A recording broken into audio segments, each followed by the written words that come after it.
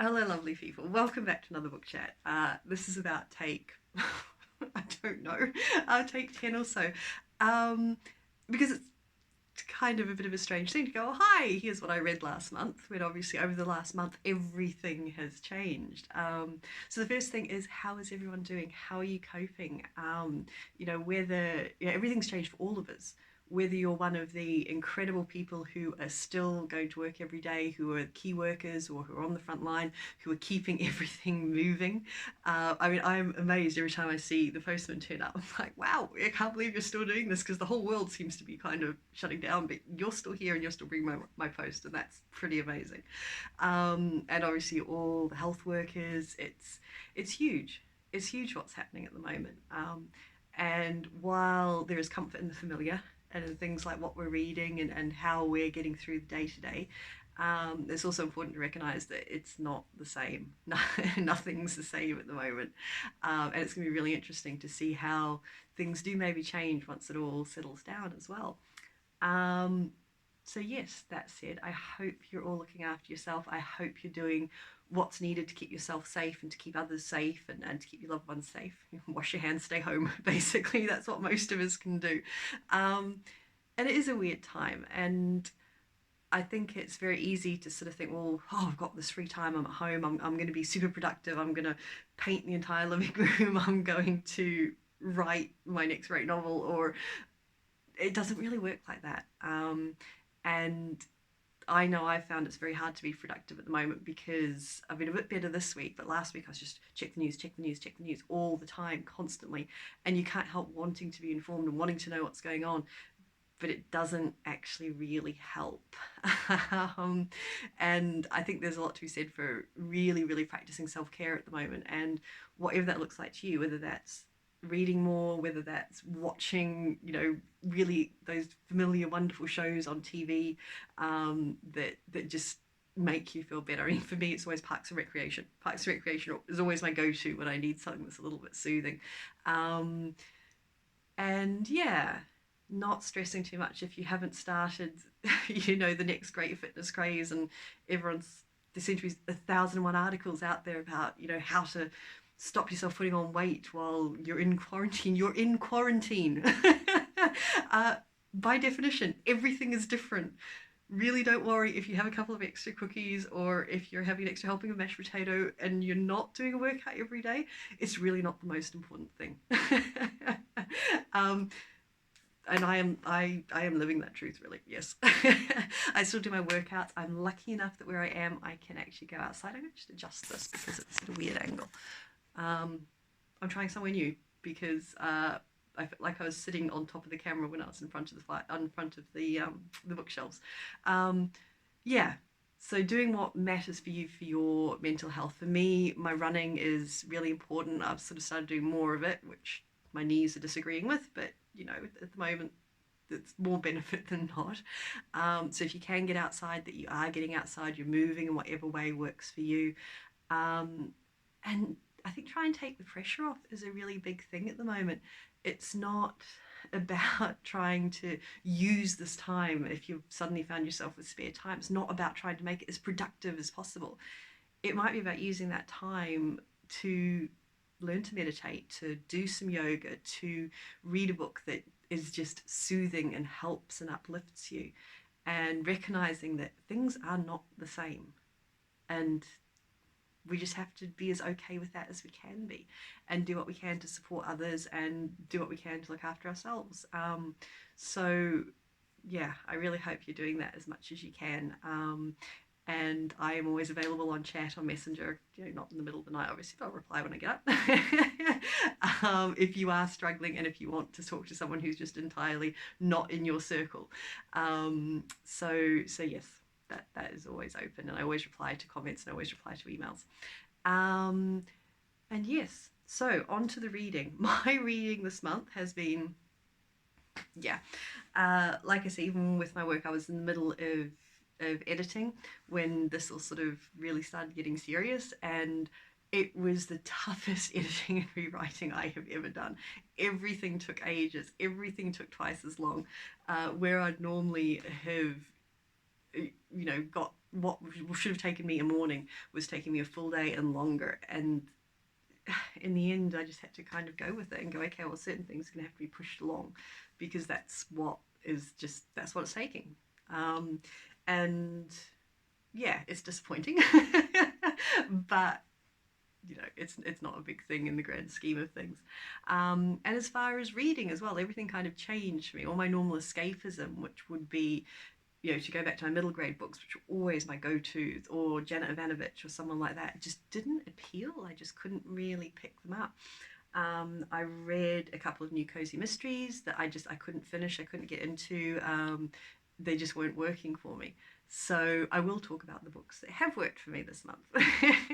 So, starting with The Restaurant at the End of the Universe, Douglas Adams.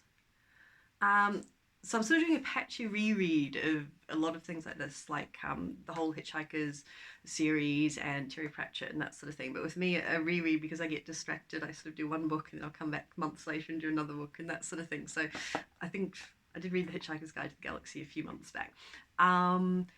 And yeah, it's a fun read. It's full of wonderful silliness. It really is. And it didn't really work for me right at the moment. So I can't say I absolutely love doing the reread, but that may have been partly due to my mindset at the moment. It was fun, it was a distraction, but I was finding that I'd pick it up in the evening when I got to bed and I'd be like, I can't remember what I read last night. So I'm probably not the best time for books that I can't get heavily engaged in, or that I'm not getting something from. That seems to be my main thing at the moment, is I want to get something from the book. Whether that's the escapism doesn't seem to be doing it. So there we go. I have reread it. I enjoyed them much more the first time around. I'll say that. But then the first time around, I was probably in my teens. So okay. So next one. Still working on this. So I'm sort of dipping in and out of it, as you can see. Some of her essays in here. It's a collection of essays about writing and the life of a writer, or her life as a writer. And some of them are just fantastic. I mean, some of them are beautiful. And obviously I haven't bookmarked any, so I can't read them to you, but I'll put a couple of quotes in the blog post. She has a lovely sense of humour. Obviously, she's a beautiful writer. And some of her little insights about, well, not little insights, that makes them sound very diminutive. Some of her insights about, especially writing for children, are really, really interesting.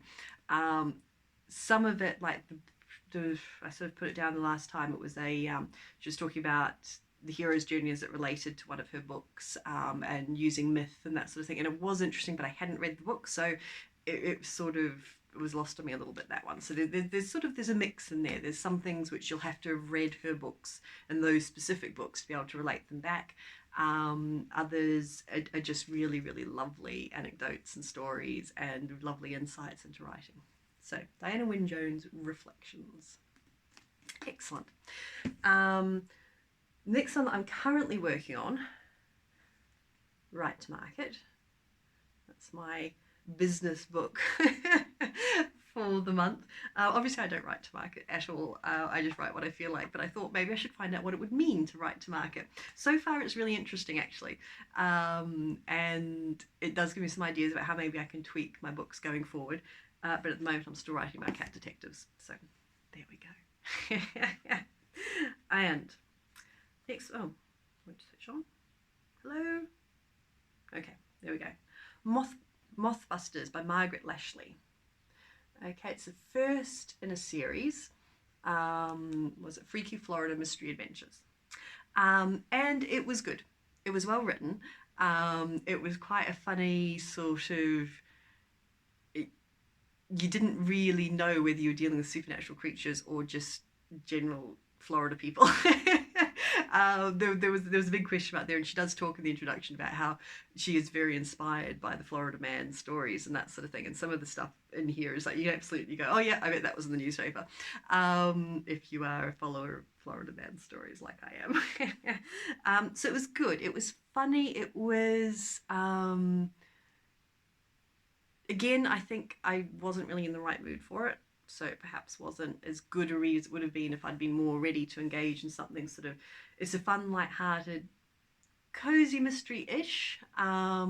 And I think the series will be quite good actually. The main character is good, and yeah, some Moth busters if you are looking for a new cozy mystery series. Cozy-ish, gentle mystery series, full of absolute madness, really.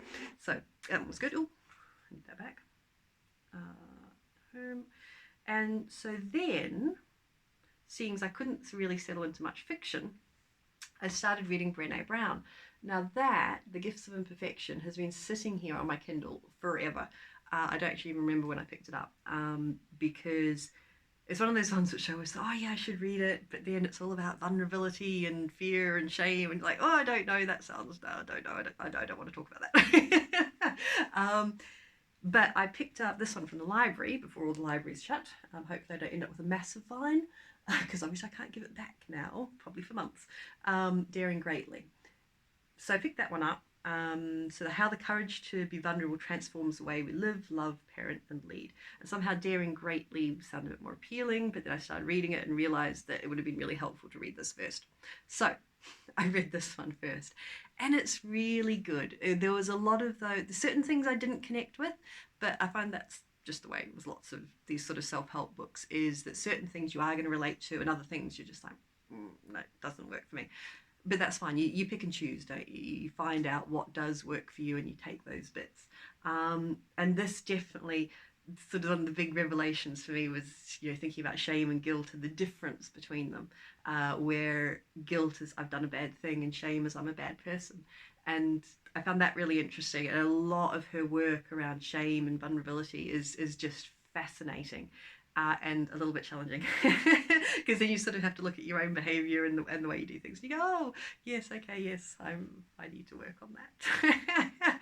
So, Daring Greatly, I'm about halfway through, and it does build. I would say definitely read, Gifts of Imperfection first, because it builds on these foundations of what she calls the living a wholehearted life, and so it's helpful to have read that before you read this.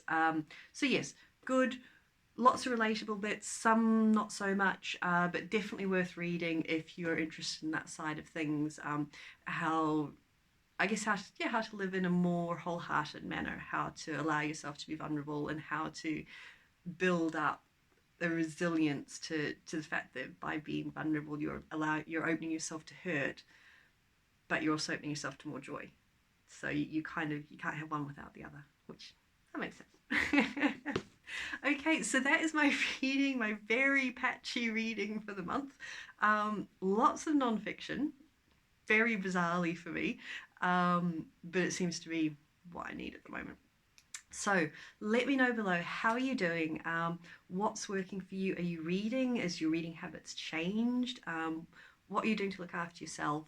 And yeah, get in touch on Facebook, Instagram, still on Twitter occasionally. I seem to have dipped off there a bit. That seems to be part of my self-care over the last few months, to be honest. And I seem to be getting even worse at it, but I still am on there. And yeah, whatever you're doing, I hope you're looking after yourselves and each other, and stay safe. We'll speak soon. Bye.